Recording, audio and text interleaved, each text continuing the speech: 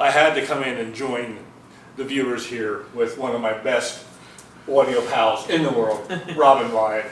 Robin, introduce your...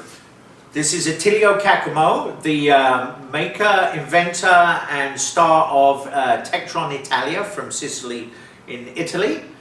He's joined us here for this hi-fi show in New York today. That's fantastic. I'm going to go get behind the camera, but I wanted to get in the shot because it's just such an honor to be here today, to meet this designer with such gifts, and to meet one of the most enthusiastic people in audio in the world today, Robyatt. Thank you, Peter. Always a pleasure to see you. Okay. Right. Okay, Robin, tell us about what's in the system, please. Okay, let's start at the front and work backwards. I'm sat next to an Oswald's Mill Audio Pro speaker. It's really made for the pro market. It normally comes in a somewhat austere finish. It has a Heil mid-range tweeter unit, which is probably the most open and powerful of any tweeter that's on the market. It's a ribbon foil, and it has like a zigzag effect to it, so it tends to do this instead of pistonic movement like most cone tweeters. Super efficient, super clean, with none of the problems that a lot of ribbon tweeters have, which is a beaming and painful. Pro woofer. The cabinet is made out of 1-inch solid Pennsylvania walnut. There is no plywood in this speaker, there is no MDF. All the joints, as you can see, are mitered and hand cut with a Japanese wood saw. The front panel of each speaker is 1-inch thick Pennsylvania slate, including the diffractor in front of the woofer unit. Beautiful speakers, incomparable in their fit and finish. They are going into the Tektron 50 amplifiers. These I commissioned Italia to make for me, specifically for the basically reissue of the 50 set triode. This tube has not been made since 1929, and with Grant Fidelity in Canada, a Chinese tube factory, and an investment banker friend of mine, Jean de Lavalette, we commissioned the reproduction of the 50 tube. This is a true mesh plate triode tube. By far the most pure, dynamic and vivid of any single-ended triode tube ever made. The old ones, when you can find them, sound wonderful, but they don't have the purity that this new tube has because it's new production, better vacuum, new tube. It's using the Grant Fidelity exclusive tennis ball 6SN7s and the Grant Fidelity 274B. In front of that we have a Tektron preamplifier using 71A output tubes, phenomenal, very microphonic but incredibly musical tube.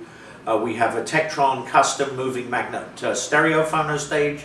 We have a Tektron mono single channel phono stage for the mono system. We're using the Miyajima ETL mono step up, which has variable input and output impedance and loading, so you can adjust it for any curve, and the Tektron KSW stereo step up. The front end is a Garrard 401 refurbished by Audio Grail in the UK. It's in an Oswald's Mill slate plinth, which allows idlers to achieve their full potential. There's no noise, they're vibration free. It's by far the best in turntable technology, and it's old technology. Mounted on that are two Schroeder CB ebony tone arms, a phenomenal simple piece of engineering designed by the savant Frank Schroeder.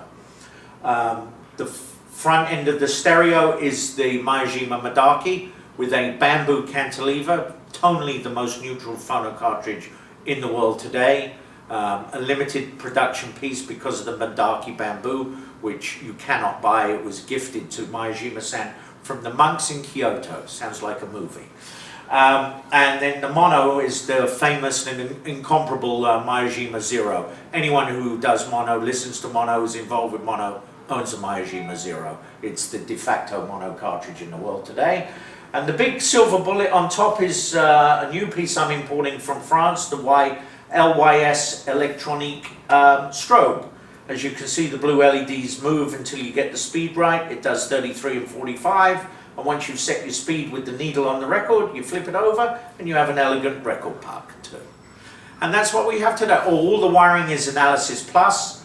All the power cables are Patrick Cullen's power cables. Credible value, phenomenal sounding power cables. And that completes my system. Hello there. I'm just about to play a stereo and a mono version of the same piece of music. I commissioned this recording to be made by Tilio Villafranca and his friend Charles Flores, who unfortunately is no longer with us. It was recorded at the Jerome L. Green Space in Lower Manhattan.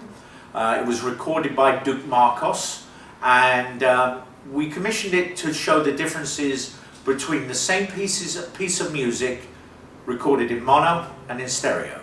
I'm going to play one and then the other. You decide which you prefer and try and guess which is which.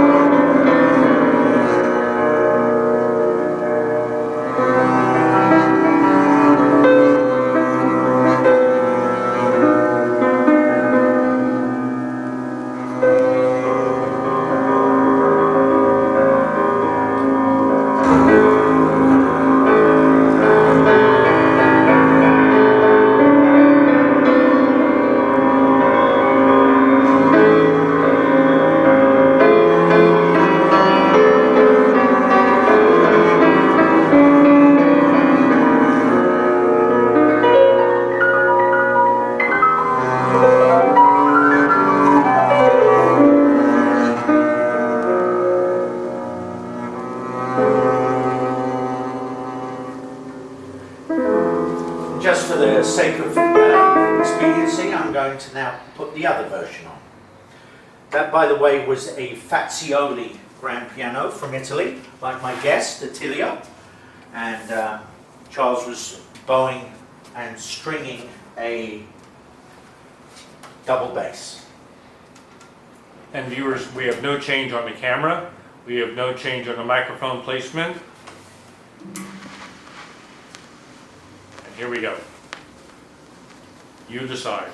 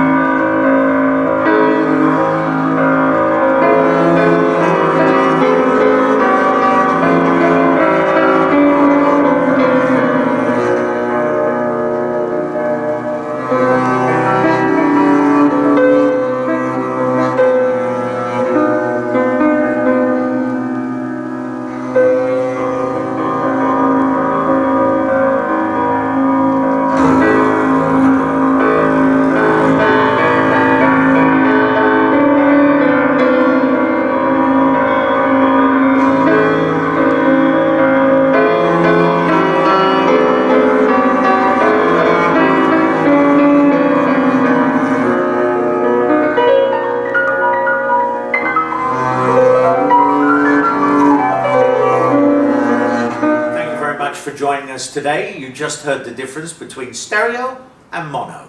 Was stereo an advancement? That you decide. Thank you and enjoy.